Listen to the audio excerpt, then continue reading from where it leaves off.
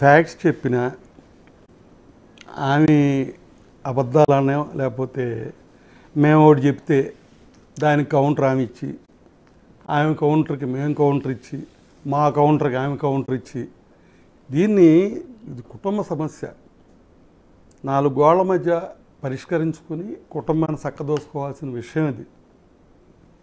అలాంటిది దీన్ని ఎలాంగేట్ చేసి ఇంకా ఇప్పుడు ఆమె మాట్లాడితే మేము మాట్లాడకపోతే ఎలాంగేషన్ లేదు. ఆమె మాట్లాడిన దానికి మేము వచ్చి కౌంటర్లు చెప్పి మాకు ఆమె కౌంటర్లు చెప్పి ఆమెకు మేము కౌంటర్లు చెప్పి ఇది ఇంకా ఇంకా ఇంకా రప్చర్ అవ్వటం తప్ప దీంట్లో ఏమీ ఉపయోగం లేదు. ఒకటి. రెండవది మీరే అన్నారు కూతురు బిడ్డ అని. ఓ పిల్లోడిని ఎత్తుకుంటాం ఎందుకంటే ఆమె మరి ఆ తండ్రి పెంచినా నేను పెంచినా సంటిబిడ్డ మాకు సంటిబిడ్డ కాడి నుంచి పెరిగిన ఏజే అమ్మాయిది. పిల్లోడిని ఎత్తుకుంటే ఏం చేస్తాడు?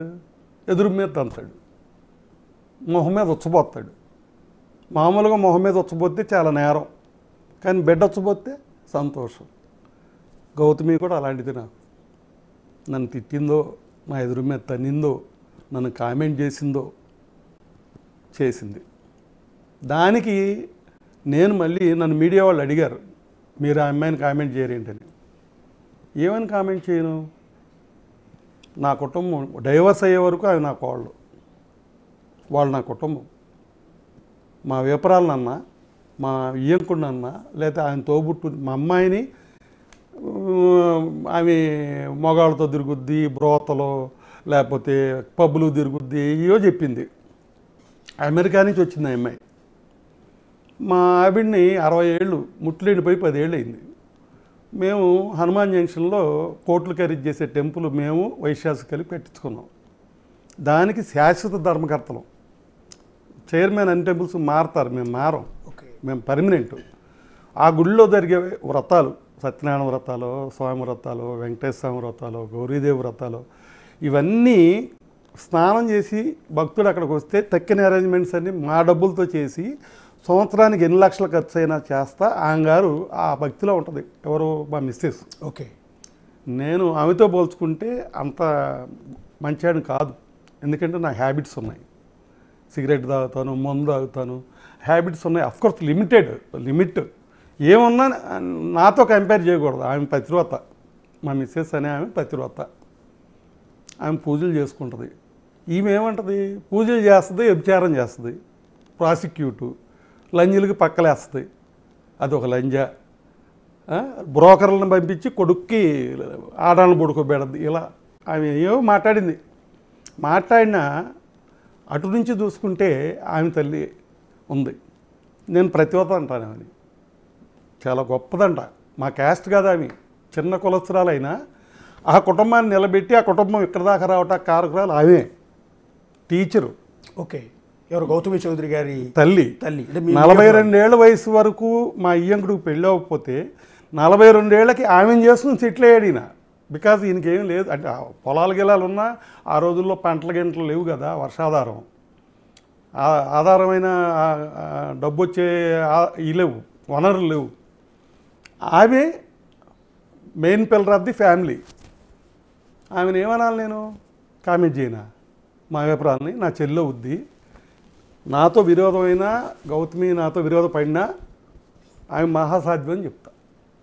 నా ఆవిడ లంజని చెప్పుద్ది, చెప్పుకోనిండి, అది నాకు తప్పు కాదు.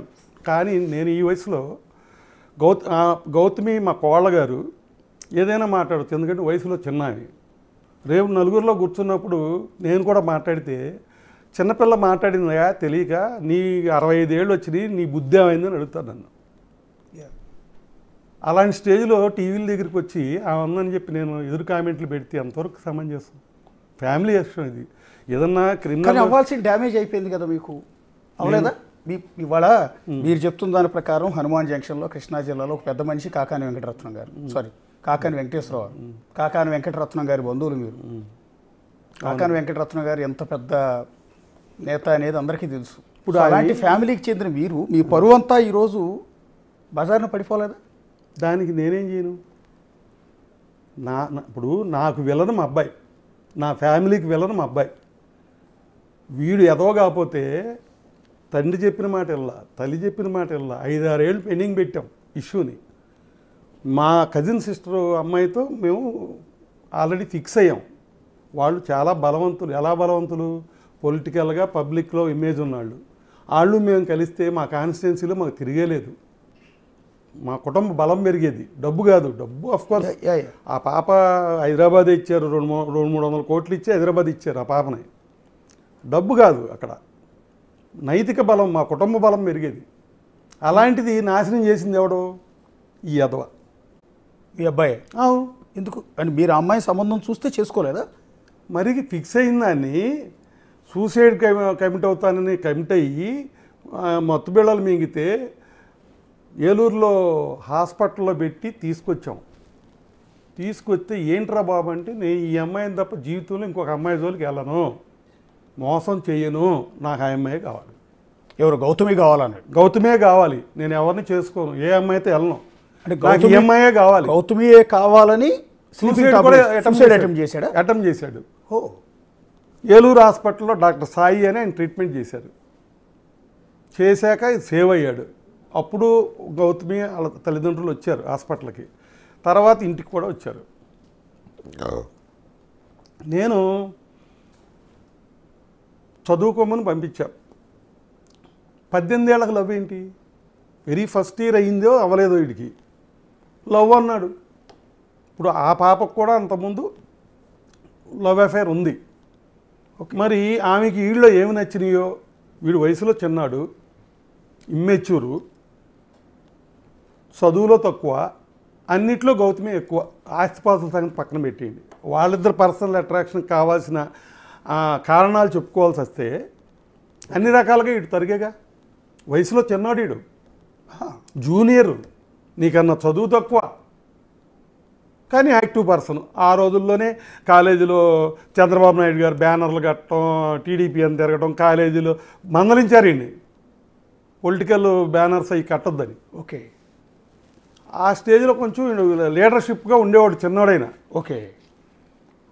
అలా మరి వీళ్ళిద్దరి మధ్యన జరిగిన దాంట్లో వాళ్ళ పెద్దల ప్రమోషను లేదు, మా పాత్ర లేదు. ఆ కుటుంబానికి ఏం తెలియదు వీళ్ళు లవ్ చేసుకున్నట్టు, మా కుటుంబానికి తెలియదు. లవ్ చేసుకున్నారు అన్నారు, తెలిసింది.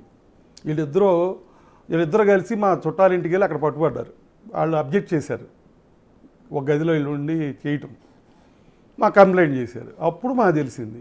ఏంటని అడిగితే కరెక్టే, ఆ అమ్మాయిలో మన ఇష్టపడుతున్నాను, ఆ అమ్మాయిని అదేంట్రా నేను చదువుకోమని పంపించాం, చదువు లేకుండా చదువు పూర్తి చేయకుండా లవ్ ఏంటి అని ఇన్ని కోప్పడ్డాం. సరే చదువు పూర్తి చేశారు. మళ్ళీ ప్రపోజల్ తీసుకొస్తే నేను దాన్ని పోస్ట్పోన్ చేయడానికి ఏం చేయాలో అర్థం కాక, అయ్యా నీకన్నా 6 ఏళ్ళు పెద్దది అక్క పెళ్ళి అయ్యాక నీ పెళ్లి చేస్తామని మా అయ్యంకుడు గారికి కూడా అదే చెప్పాం. మాకు ఆడపిల్ల ఉందండి, మీకులాగానే మాకు ఆడపిల్ల ఉంది, మా ఆడపిల్ల కూడా ఆడపిల్లే కదా, ఆ పాప పెళ్ళి పెద్దది కాబట్టి ఆ పాప పెళ్ళి అయ్యాక ఇది చేద్దాం అన్న. అలా ఏదో పోస్ట్పోన్ చేసుకుంటూ వస్తే వీళ్ళు ఏమన్నా గ్యాప్ వస్తుంది. అసలు ఇది అట్రాక్షనా, లవ్వా, లేకపోతే ఏంటి వీళ్ళ మధ్యలో ఉందో మాకు తెలియదు కదా. మరి ఆ అమ్మాయి ఈ అమ్మాయి మరి ఈయన ఎందుకు ఇష్టపడింది అనేది కూడా నాకు తెలియదు కదా. ఏమండి, మళ్ళీ వాయిదా వేసాం. వీడు సినిమాటోగ్రఫీ ట్రైనింగ్కి వెళ్ళాడు. ఆ అమ్మాయి MBA చదివింది. ఖాళీగా ఉండకుండా ఇద్దరు చదువుకున్నారు. ఆ గ్యాప్లో మళ్ళీ ప్రపోజల్ వచ్చింది అయ్యాక. అమ్మ ఆ పాపను పిలిచి, అమ్మ ఒకసారి ఆలోచించు, వీడు సినిమాలు అంటున్నాడు, సినిమాల్లో యాక్ట్ చేస్తానంటున్నాడు. నేను 1980లోనే ప్రొడ్యూసర్ని, 1980లోనే ఒక పెద్ద డిస్ట్రిబ్యూటర్ని. ఆంధ్రప్రదేశ్లో ఫేమస్ అయిన అన్నపూర్ణ పిక్చర్స్ అనే సంస్థకి నేను బాస్ని. No partners. Okay. Annapurna Babu అంటే నేనే, అన్నపూర్ణ పిక్చర్స్ బాబు అంటే నేనే. ఓకే. ఎప్పుడు ఇది? 1980లో. ఓకే. సినిమా గురించో సినిమాలు తీసాను నేను 5 సినిమాలు. నా లాస్ట్ సినిమా పుణ్య దంపతులు 1987లో రిలీజ్ అయింది. మీరే ప్రొడ్యూసర్? అప్పుడు నేనే ప్రొడ్యూసర్ని. అప్పుడు స్లంప్ వచ్చింది, సినిమా స్లంపు. ప్రెసిడెంట్ గారు అబ్బాయి, ఇది ఒకే రోజు రిలీజు. 2 సినిమాలు బాగున్నాయి అన్నారు కానీ జనం రాలంటే ఆ టైం అది మన కరోనా లాగా ఫిలిం కరోనా వచ్చింది అప్పుడు. ఓకే. మొత్తం స్టూడియో నుంచి మీకు కూడా సినిమా ఇండస్ట్రీతో చాలా దగ్గర సంబంధం ఉంది, మీరు ప్రొడ్యూసరు కమ్ డిస్ట్రిబ్యూటరు. 1964లో మా సొంత సినిమాలు ఉంది. ఓకే. 1900 సొంత థియేటర్ ఉందండి. సొంత థియేటర్ ఉంది. ఇక్కడ 64లో హనుమాన్ జంక్షన్లో సోమా రాజేంద్ర ప్రసాద్ గారిని స్టేట్లో పెద్ద ఫెమిలియర్ ఆయన సొంత మాంగారు.